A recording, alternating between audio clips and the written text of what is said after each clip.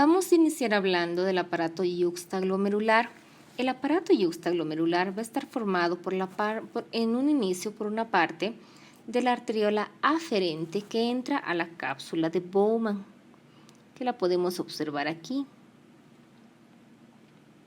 ¿Sí? También por células mesangiales, que están acá en medio, ¿sí? Que van a ser las células de Lassis, y la porción que entra en contacto con esta del túbulo contorneado distal, que va a conformar una porción de células diferentes que va a ser la mácula densa, que ya las vamos a ver. Vamos a decir que estas células de todo este segmento van a tener características diferentes. Las células glomerulares se van a diferenciar a partir de la capa media de la muscular lisa de la arteriola aferente. Van a formar una cubierta de varias capas alrededor de la arteriola. Esta en la zona en la que la arteriola entra al glomérulo. ¿Ya? Y aquí conforman varias capas de células.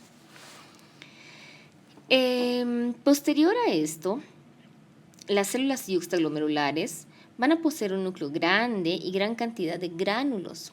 ¿Sí? Estos gránulos van a ser de renina y van a estar en su citoplasma. Se dice que las células estas son sensibles a la presión sanguínea de la arteriola aferente, o sea que una alteración, sea de disminución o de aumento de la presión, la van a percibir. En una disminución de la presión arterial, van a estimular la liberación de renina. Esta, a su vez, va a activar el complejo renina-angiotensina-aldosterona, que es un gran complejo para la regulación de la presión arterial generado por el sistema renal. Las siguientes son las células de la mácula densa y las podemos observar aquí. Estas células de la mácula densa, acá, si nosotros las podemos observar, vemos que están dentro del túbulo contorneado distal.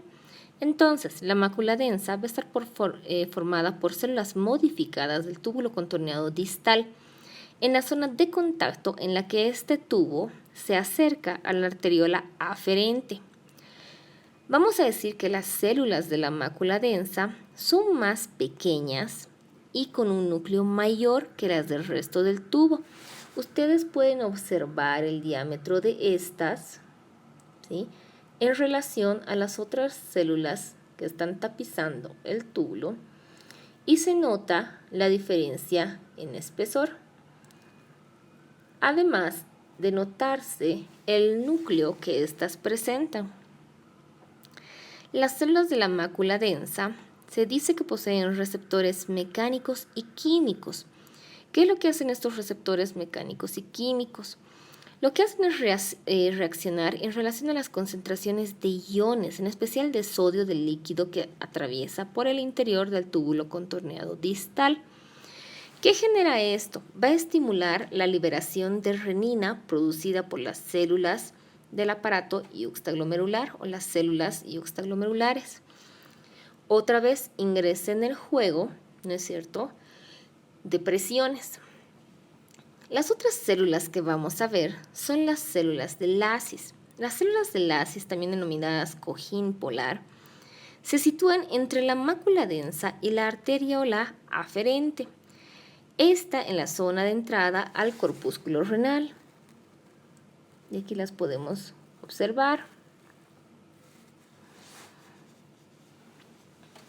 ¿Sí? Estas células se cree que son mesangiales extraglomerulares, con una función que no está muy dilucidada por el momento.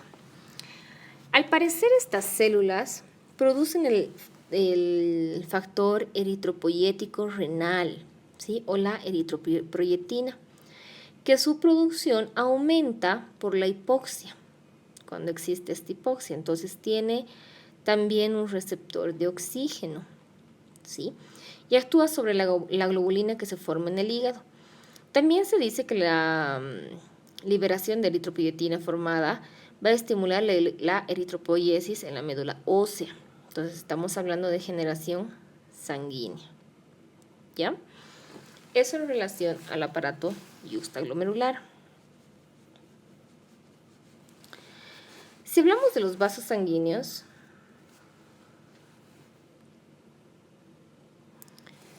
del aparato renal, vamos a hablar que la circulación sanguínea va a ser un componente fundamental de este órgano. Las arteriolas, los capilares, las vénulas que forman parte de la nefrona, ¿sí?, van a venir de la arteria pélvica, que son ramas en sí de la arteria renal, ¿no es cierto?, que va a ser rama de la arteria renal, y se van a ramificar hasta llegar a generar las arterias interlobulares, que se van a situar entre las pirámides del riñón, que ya lo hemos visto con anterioridad. Estas van a estar en el límite entre la médula y la corteza y van a generar unas arterias que se llaman las arterias arqueadas por la forma y la disposición que tienen, y ya que siguen la dirección casi paralela de la superficie renal. Dependiendo de su recorrido, el arco se denomina, o sea, por su forma, arciformes, ¿no es cierto? Los intervalos que existen entre ellas, mientras más superficiales son, es menor y van a originar ramas más pequeñas que se van a dirigir radialmente hacia la periferia y se van a situar entre los rayos medulares del riñón y van a recibir el nombre de arterias interlobulares.